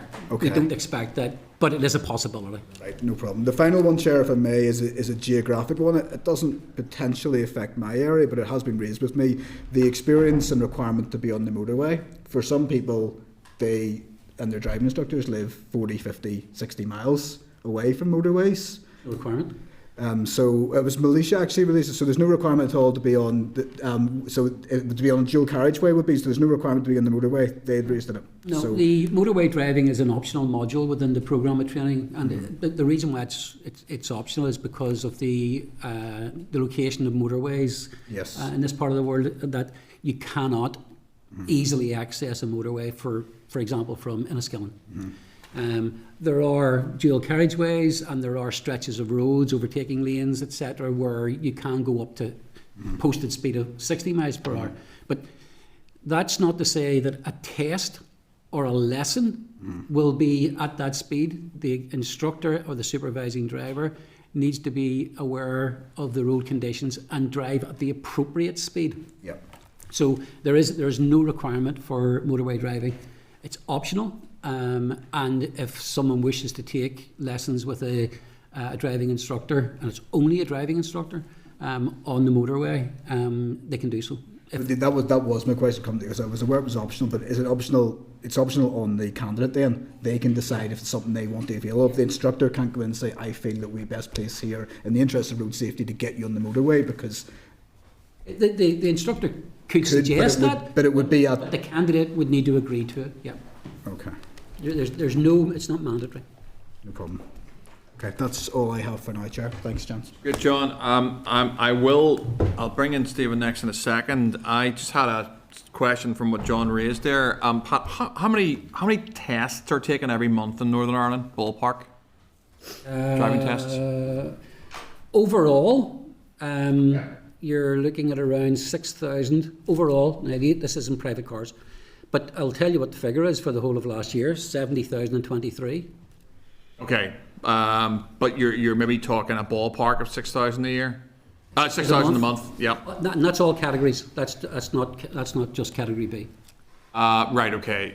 So category B would drop that figure down. Drop that figure down. Yeah. And what percentage roughly of people pass and fail tests? 57%. So what you might be talking, I'm trying to quantify what John was driving towards. So if you had 6,000, you drop that down to 5,000. No, and it's fewer than that for category B. Give me a ballpark. About 4.5. 4.5. And you just give me the percentage again. Sorry. 58%. Okay, so you're probably talking about young people who do their test in March of 2027 and fail it. They are moved into the GDL scheme and they can't do their test for a year. Would that be right? And you're talking about quantum in terms of numbers, roughly based on those figures, maybe 2,500 people would be affected by that. Is that right? Just to be absolutely clear, Chair. Ish. Right. No, in terms of the actual process. Yep. If they fail in March, yep, they move into GDL. They don't have to wait 6 months. They have to do the programme of training and logbook. Okay. So they move into the scheme to do the programme of training and complete the logbook, and then they can apply for the test, because they will have held their licence for longer than 6 months by that stage. Okay. So once they've done those two aspects, they can take a test again. Yeah. Okay. Great. Now that's good. That's a useful clarity. Stephen. Thank you, Chair. Thank you, folks, again for your presentation and answers so far. In February, Pat, in particular, you were very confident that you will have everything in place in October. Do you still have that exact same level of confidence? After conversations yesterday with my team, I've got a higher level of confidence. Okay. For the 1st of October. Okay, no, appreciate that. And note the Minister had said on the 5th of April, there was a press article that she acknowledges there is still work to be done to ensure the time frame is met. But I appreciate, acknowledge your confidence on that. But certainly the sector, as has already been... I would say that the work is probably in this room. But I appreciate the legislation. That's really the only red risk that I have on the risk register. The other risks in terms of the IT platform, the app, the materials, they're all sitting almost complete. Okay, well the sector obviously is keen to hear more of that confidence, I suppose. I think it is fair to say some members have already reflected that, and it's been engaged with different bodies and instructors, and I know the media articles on it as well around the readiness within the sector. But we do acknowledge and note that you are actively working on that, and we would encourage you to continue with that. particularly around the engagement piece, and I know you referred to the 2014. And I appreciate that, you know, yourselves may have been in post or in that position, but I know it is an important point that, you know, many within the sector weren't, and even, you know, the Youth Assembly, for example, some of them were saying to us that they weren't born, even when when those things were being considered. So there is a feeling of, you know, a lack of what a young driver today, their view may be on this particular piece of work, but I appreciate there is a need for progress, and that's why we do support the principle of it, and, you know, anything that improves road safety. I would say that tomorrow is one of our major stakeholder engagement sessions, where we're bringing together stakeholders, the NIAC, DIA, PSNI, other road safety organisations. They're all coming together either in person in Hydebank or online. So that's one of our major stakeholder engagement sessions tomorrow to educate the industry. Okay. No, well, look, that's positive to hear. I encourage you to keep at that. Some concerns have been raised around potential unintended consequences, you know, of the legislation for both learners and also for instructors, and including around legalities and liabilities, particularly around the module issue has been highlighted. Have you any thoughts on that, on those important points? The issue around the legality of the logbook, I think, was addressed in the correspondence from the Association of British Insurers to the committee, where there is no legal basis for that. Yes, well, I know I did read that, but I suppose it's still a feeling that is out there, and where there is maybe a vacuum of information too, that can often be accelerated as well around the sector. We have made that clear tonight to NIAC and others as well, that it may well come up tomorrow. It will be addressed, imagine, but we will cover that in our update newsletter. Okay. And that there is no basis for it. And you're right, those things did come up previously, and it's just a matter of reiterating those points and making sure that everyone is aware of them. On the liability? On the liability, yeah. So there is no liability. You have no concerns no on concerns. That? Okay. The insurance premiums as well has been talked about. You know, one of the positivities around this was, you know, potentially positive impact on prices and insurance costs. Has there been anything more on that since we last talked in February around here? So any impact that this will have on insurance premiums is a byproduct. The main thrust of this is, as I said at the start, to prevent collisions, deaths, and injury. Yeah. So it has never been central to the consideration of graduated driver licence. It is about saving lives. So it came up as a side issue, but it is one that I know is very relevant to people because of money matters. So just to be really clear on that, the evidence given by the Association of British Industry and what we've been saying all along is exactly the same, which is that it may, in the long term, have an impact if it reduces collisions and death, all other things being equal. And I think your witness from the ABI made the point very good, described push and pull factors. It's a complex moving thing, so to keep it simple, if you think of all things being equal, more collisions, more deaths, more insurance claims, that is going to have an upward pressure on insurance costs. All things being equal, and the world doesn't work that way, but all things being equal, fewer in due time may have a downward pressure, and that was the experience that they found in Wales, where whenever they brought in 20 miles an hour and reduced the number of collisions, that happened. That was a consequence. Doesn't necessarily mean that's going to happen, because as you know, we have got changes in the world, and as your witness was setting out, what used to be a lump of plastic 15 years ago as a bumper now has sensors and cameras and all those sorts of sophisticated things. That cost independently can go up, so we can look at this in all things being equal. Fewer collisions, fewer deaths, fewer claims is likely to have a downward pressure. More deaths will definitely have an upward pressure, all things being equal. But if other aspects of the world might change, so it won't, if we don't do anything and people continue to die at high rates in collision, apart from the social cost, there would be a financial cost, because that will have an upward pressure on it. So it is a side effect rather than the key, but that's hopefully that's clarified. I appreciate it. Just a couple of final points. The 6-month period, mandatory 6 months, of some discussions and points I suppose being made around maybe again another unintended consequence where engagement's being reduced with instructors, whereby if somebody feels they're up to speed, they will just wait a number of months and not have that, you know, close engagement on the way up to the test. Have you any thoughts around that point? I'm not sure that's what happens in practice even now. As I said earlier, on average it takes about 20 lessons for someone to be ready for the test. And our advice to driving instructors has always been that only apply for the test whenever your candidate is ready for the test, so that those lessons that come after the point where you feel that they are ready for test are reinforcing the learning as opposed to providing them with new learning. One of the reasons why we wanted to get away, introduce GDL, was to get away from this thing that was called the crash course. I mean, an unfortunate term, where individuals over a period of a couple of weeks took intensive lessons to drive a car. They were mechanically, technically competent to drive the car, but they may not have driven in the rain, they may not have driven at night, they may not have driven on an icy road, but they weren't safe drivers. And those are the sorts of things that we want to get away from, so that learning happens in a structured way over a period of time to reinforce those good behaviours, particularly in terms of attitude and behaviour, so that you understand what it is you're feeling when you're on the road and how that affects your behaviour in driving that vehicle. Okay, and just for clarity, finally, the theory test as it is today, does that change, or does that stay exactly as it is? You still go to city centre or wherever and on your 17th, or, you know, when can you? The rules around the theory test haven't changed, so as soon as you have entitlement, then you can book it on your birthday, to do your test. So it doesn't impact the 6 months thing. Okay, thank you, folks. Thanks, Chair. Thanks, Stephen. Peter.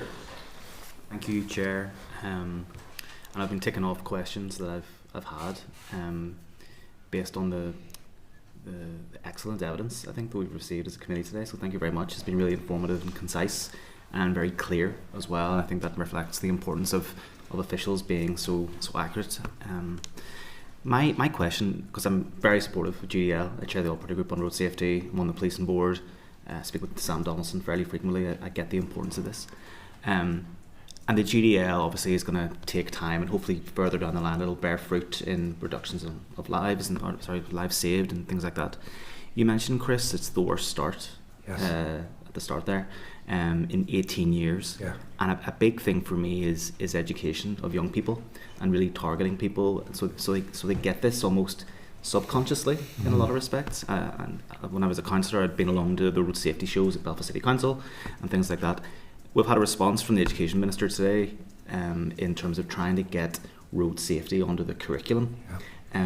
Do you think that there's, and this is my sole question, do you think there's merit in doing something like that from a road safety perspective? You know, making sure it's a priority that in young minds, as they make their way through the education system, they're conscious of road safety rather than hitting 17, 18 and then GDL hopefully making that apparent to them. Do you think there's merit starting younger? And what would your thoughts be on that? I'm not the only alumnus from the Department of Education in the room, so I do understand where the Department of Education. I worked there for nearly 10 years, and there's a lot of pressure to put things into the curriculum,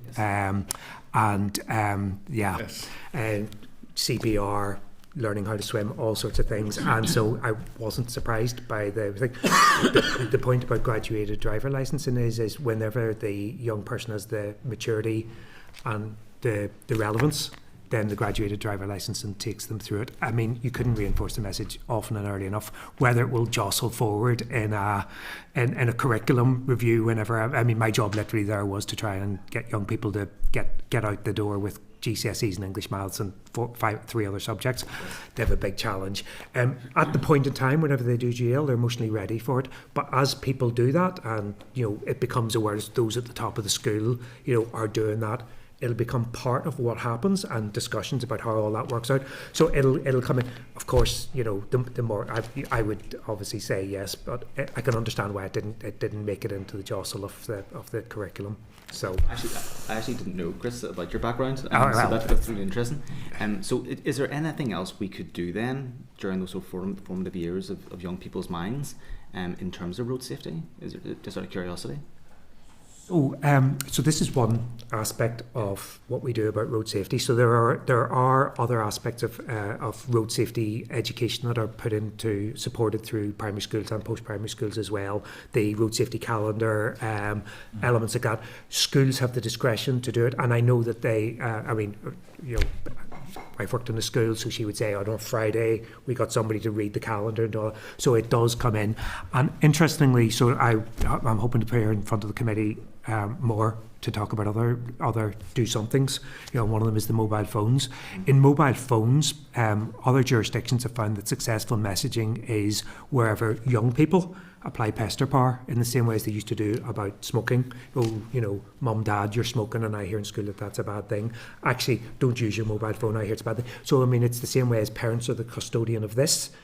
Young people can be the custodian of challenges to behaviour about that. So there's a whole conversation and a dynamic that takes place within a family to do all that. And the whole point about, I suppose, so yes, it shouldn't be isolated, but it should be part of a conversation that goes forward as we deal with these, what frankly are grim figures. So yeah. Okay. Thanks, Peter. Good questions. Nobody else has indicated. Look, it just leads me to thank you, Pat, Chris, and Adrian, for coming along to this session. We obviously have to have a look at that. I'm very conscious that Pat's got a big red mark on his risk register beside the Infrastructure Committee. We'll take that as a badge of honour, Pat. And I know the committee's going to have a good look at this. I think the answers today have been really useful and very informative, I have to say.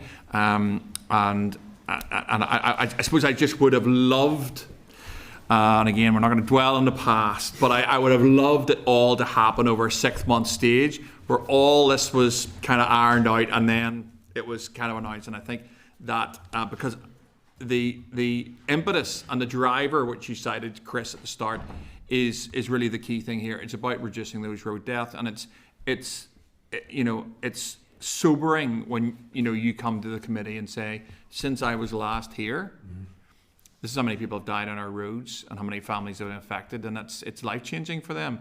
So look, anything, and I want to reinforce this on behalf of the committee, and I hope I speak on behalf of the committee, anything that reduces that, I think is something that this committee will certainly welcome and support within this assembly. So look, we have to just consider this, as you're aware, and that's what we're going to do. But just thank you for your time today. Thanks very much. I appreciate it. My preference would have been for the 1st of July because my granddaughter is 17 on the 2nd of July. We love to hear that. Yeah. Thank you. Thanks so much, folks. Okay, so members have any comments in terms of that or anything they want to highlight? We have a number of SLs before us. However, we don't have to particularly deal with those today, and I don't think we actually should. As you have noted from the evidence given to the committee, the importance of this committee in terms of how this issue goes forward, because we obviously have to pass these SLs through this committee for this to take effect. But clearly we'd want to have a chat just about that in the future. Anything people want to raise? Stephen, I'll take you just first. Yeah. Briefly, thanks. No, it was just, I think it was helpful and useful, and hopefully that translates through to the sector as well, that they share their optimism and content and so on. But I think we've obviously the legislative work to do on it as well and our part to play. But I think it would be good to keep in touch closely with those officials and have them back in very early in the autumn period, for example, for a catch up to see where we are, around implementation and so on. That would just be my thoughts on it. Oh, absolutely, Stephen. I think that's critical. And we've got a couple of stakeholders in it. We've got all the kids and other people who will be impacted by the scheme. And it was useful just teasing through some of those numbers today, and John started the line on that. We've got the other stakeholders who are all these driving instructors who are going to have to implement this scheme, and the pressure on them.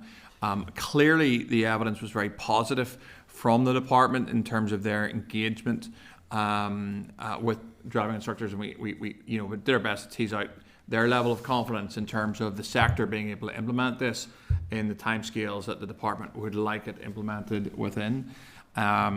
So Michael, anything from you in terms of any additional information we need, or how we take it forward? There was nothing that I picked up specifically, and I think we ticked off most of the things that members had concerns about. So the question is whether members still have concerns that they've not received comfort for. I'm going to invite Aoife to come to the table, if that's okay, Aoife.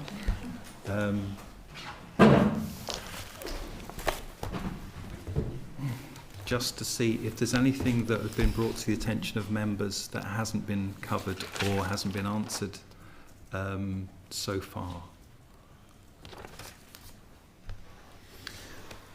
There is no requirement at this point in time, Michael, for us to action 23 to 26. No, I don't think. I wouldn't advise members doing it today. Members may if they wish, and they're there for convenience. Should members decide to do so, if members wanted to contemplate what they've heard today, and if all their concerns have been allayed. And then we can return to this next week if members are content to do that. I'm content. John, do you have a view? I mean, I'm content at this stage, although I'm conscious that many of my concerns I'm just echoing the feedback that I'm getting from the people on the ground, the ones who will be delivering the service. So my main question is, are they content?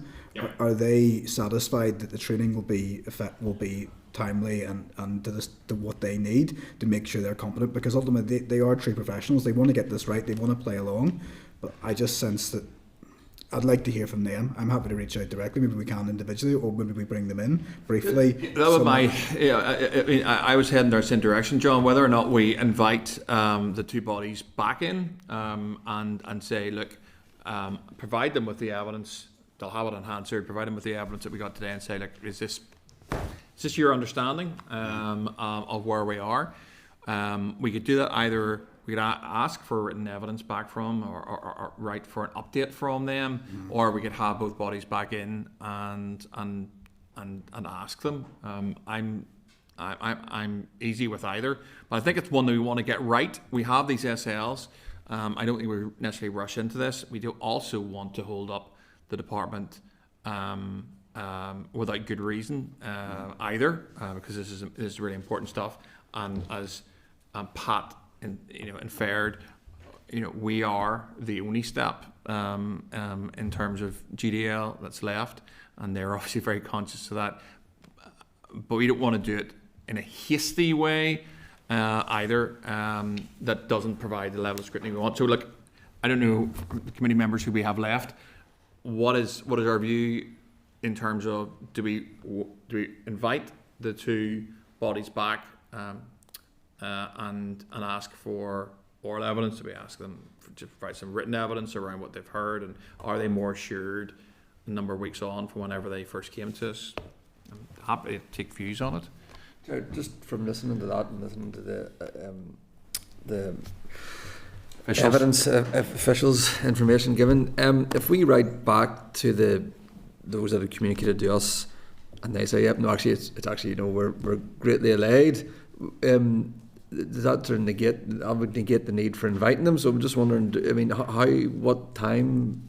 At the same time, again, it's balance on it off of getting the timings right here as well. So if we invite them in, just to hear them say, "No, it's all sweet, mate, isn't it?" And then, just curious about that, Chair. Really. Is there any take on that? So the fastest thing probably to do is to write to them and say, look, you've probably followed this, because they are the industry representatives, and they're the ones who are following, and it's their members who will be applying GDL across Northern Ireland. We could just write to them and say, look, you've probably followed this, and I know that I have had contact from driving instructors as well regarding it, and they've raised some things with me. But really, I would be content at this point in time to write out to both organisations and say, look, you've been following this at the committee. You've probably been following the officials' responses to our questioning on some of these items. And how confident do you feel in terms of how we're moving forward? Because I think part of what my concern initially was, again, we're crawling over old ground, was one day the Minister stood up and said, well, hey, we're having GDL, and nobody knew about it. And certainly from the evidence that we've received, I'm not wholly convinced actually that the driving instructors knew anything about it either. I mean, maybe some of them did, but not many. And I think it's been a process from that point where information has filtered out to them. They have got more understanding. Some of these issues have been cleared up at this committee. But ultimately, I'd want to have them say we are actually in a better place. The department is communicating with us a lot better. They're meeting with us monthly. We're having these meetings. We're sharing our concerns. They are addressing these. They're working through it all. And yes, we think this is viable. But that's for, we're not cited to make that that call, I think, really. Stephen? Just to echo that and support the comments, I think over 70 years it's the most significant change. I think that reaffirms the need for us to keep a close call on and keep engaged with those people that are actually delivering it. It's not the officials that are here. No, it'll be driving instructors who have to make the transition. And as they said, transition's hard, and that change is hard. And we teased out some of the issues around that today. Those folks that are working hard are crucial day and night at it. So I think it would be good to keep in touch with them closely on it. I'm happy to support then if that's a proposal to write to them. I suppose if they're content, then they can say like we're content with what we've heard. If not, we can maybe clear some space through the clerks to see whether it is feasible to come back in and cover some of the issues that they still have concerns over. And I think, look, we as I said, we don't want to hold up the SL1s. It's not my view to hold up the SL1s, but equally it is this committee's job to scrutinise what we see and make sure that if we put our imprimatur upon this, that it's done in an appropriate way. So let's. A committee agreed to that. Yeah, happy enough. Okay, all right. Thank you, Aoife. Okay, so we are at item 27, which is the forward work programme. Take members to page 354, where the draft forward work programme resides. And I just need to seek committee agreement to proceed with the evidence sessions as set out. Brilliant. Any other business? Does anyone have any other business? Any other items? Nope. And that takes us to item 29, which is the date, time, and location of the next meeting. I have to let members know that the next meeting will take place at 10 a.m. on Wednesday, the 29th of April, in room 29 in Parliament Buildings. And with that, I can adjourn the meeting. Committee room 29. Sound.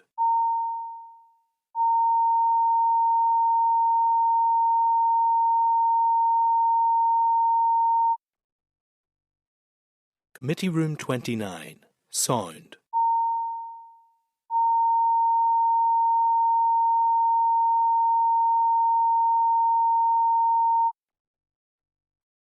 Committee room 29.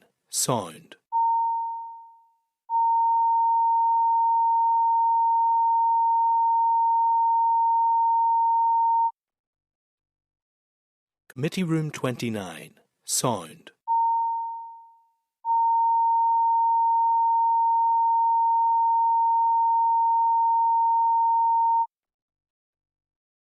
Committee room 29. Sound.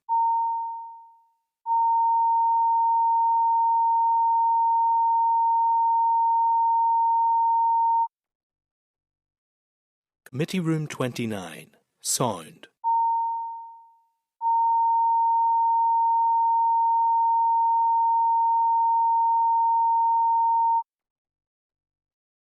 Committee room 29. Sound.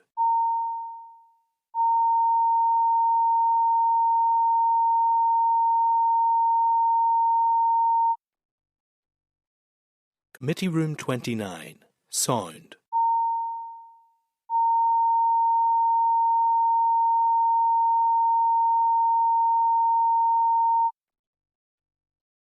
Committee room 29. Sound.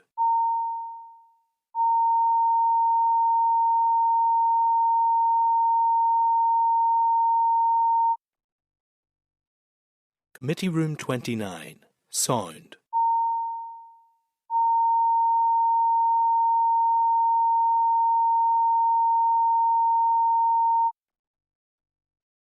Committee Room 29, sound.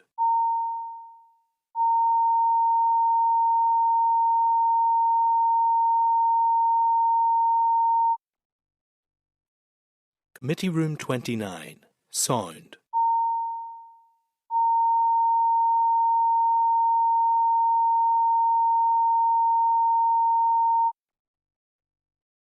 Committee Room 29, sound.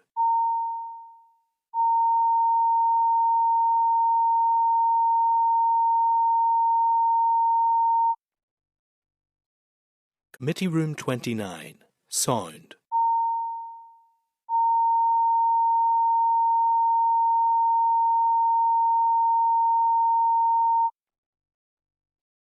Committee Room 29, sound.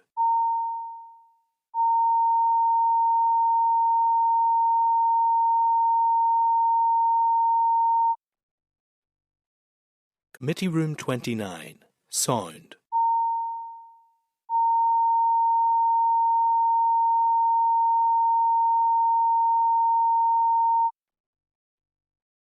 Committee Room 29, sound.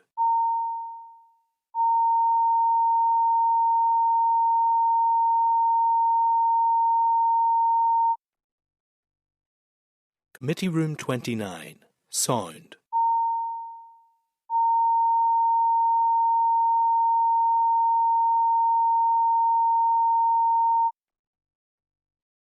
Committee Room 29, sound.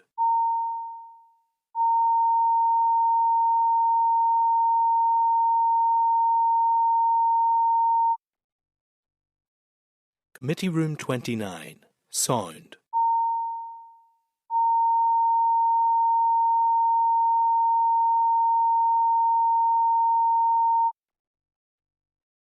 Committee Room 29, sound.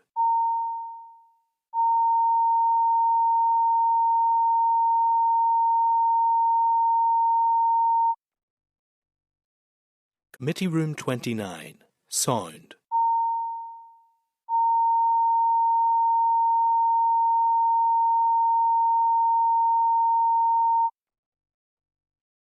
Committee Room 29, sound.